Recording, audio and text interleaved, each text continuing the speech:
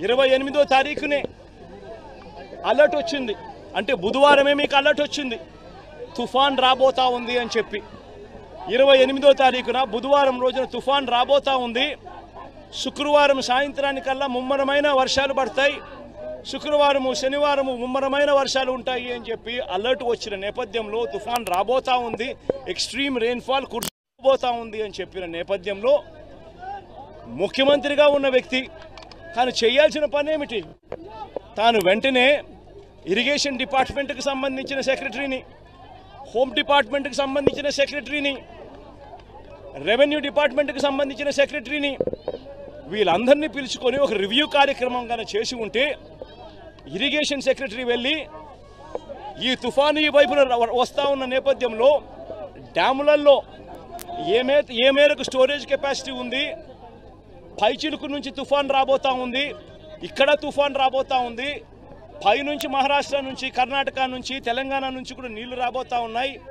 ఆ నీళ్లు రాబోతా ఉన్న పరిస్థితుల్లో ఒకవైపున ఉంటే మరోవైపున ఇక్కడ బీభత్సమైన వర్షాలు కూడా కురవబోతా ఉన్నాయి అన్న పరిస్థితులు ఇటువైపున ఉంటే ఇరిగేషన్ డ్యాములలో శ్రీశైలం కానీ నాగార్జున సాగర్ కానీ పులిచింతలు కానీ ఈ 3 డ్యాములలో కనీసం 75 టీఎంసీలు, ఒక్కొక్క డ్యాంలో కనీసం 25 టీఎంసీలన్నా కూడా కనీసం తగ్గించి కిందికి వదిలేసి ఉంటే మొత్తంగా కనీసం 70-75 టీఎంసీల కనీసం కెపాసిటీ మేరకు నీళ్లు కిందికి వదిలేసి ఉంటే బుధవారం నుంచే వదిలేసి ఉంటే ఆ ఫ్లడ్ కుషన్ అన్నది కన్నా ఆ డ్యాములలో పెట్టుకొని ఉంటే పైనుంచి వచ్చే తుంగభద్ర నుంచి పైనుంచి తెలంగాణ నుంచి కూడా మూసీ రివర్ ద్వారా వచ్చే పులిచింతల దాకా వచ్చే కృష్ణా నది అంతా కూడా పైనే ఫ్లడ్ కుషన్ ఉండడం వల్ల ఆపి ఉండవచ్చు, రెగ్యులేట్ చేసి ఉండవచ్చు. ఇది ఎందుకనంటే శుక్రవారం శనివారం దాకా ఈ పరిస్థితి లేదు, శనివారం దాకా నీకు టైం ఉంది, శుక్రవారం సాయంత్రం దాకా నీకు టైం ఉంది. బుధవారమే కన్నా ఈ కార్యక్రమం చేసి ఉంటే ఫ్లడ్ కుషన్ ఏర్పరచుకొని ఉంటే పైనుంచి వచ్చే కృష్ణానది జలాలన్నీ కూడా రెగ్యులేట్ చేసి ఉండొచ్చు, స్టోర్ చేసుకొని ఉండొచ్చు, కిందికి పంపకుండా ఆపి ఉండవచ్చు. ఇటువైపున తుఫాన్ ఏదైతే వస్తూ ఉందో, ఇటువైపున తుఫాన్ ఏదైతే కింది ప్రాంతంలో తుఫాన్ ఏదైతే వస్తూ ఉందో ఆ తుఫాన్ను ఒకవేళ వచ్చిన ఆ తుఫాన్లో ఉన్న నీళ్లు ఒకవైపున పులిచింతల కింద ఒకవేళ వచ్చినా కూడా ఆ నీళ్లు మాత్రమే వచ్చి ఉంటే ఇంత బీభత్సంగా జరుగుండేటివి కాదు. ఆ నీళ్లు ఒకవైపున, పైనుంచి వచ్చే నీళ్లు ఇంకొక వైపున, ఈ రెండు కలిసి రావడంతో ఏకంగా 11 లక్షల క్యూసెక్కుల కింద ఆ ఉధృతంగా తయారైపోయి ఈ పరిస్థితి వచ్చింది. ఈ పరిస్థితి వచ్చిన నేపథ్యంలో మరి పైగా ఈ పెద్ద మనిషి చంద్రబాబు నాయుడు ప్లానింగ్ చేయకపోగా బుధవారమే అందరి అధికారులను పిలిచి irrigation secretary, revenue secretary, home secretary వీళ్ళందరినీ పిలిచి రివ్యూ తీసుకొని ఒక్కొక్కరికి బాధ్యతలు అప్పచెప్పాల్సింది పోయి అది చెయ్యకపోగా తాను శనివారం అర్ధరాత్రి బుడమేరు మీద ఉన్న రెగ్యులేటర్ గేట్లను కూడా ఎత్తేసాడు.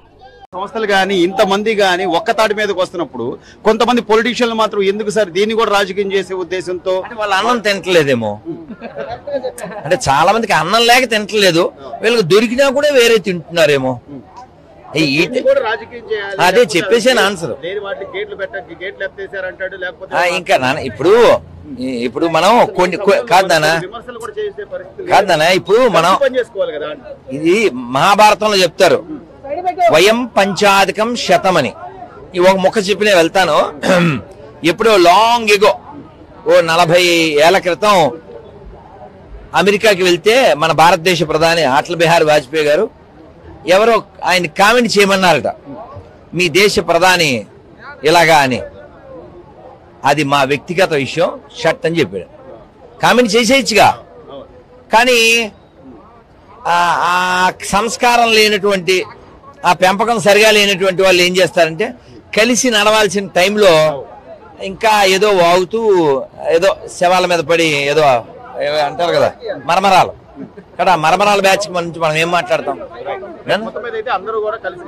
మాక్సిమం పనిచేస్తున్నారు నాన్న, మేము విన్నది కళ్ళతో కన్నది మాక్సిమం పనిచేస్తున్నారు. ఇలాగే ఉండాలి, కలిసి నడుద్దాం, మళ్ళీ ఏమన్నా ఉంటే కూర్చుని మాట్లాడుకోవాలి తప్ప ఇలాంటి టైంలో చెడగొట్టే ప్రయత్నం చేయకండి, అన్నం లేకుండా పోతారు.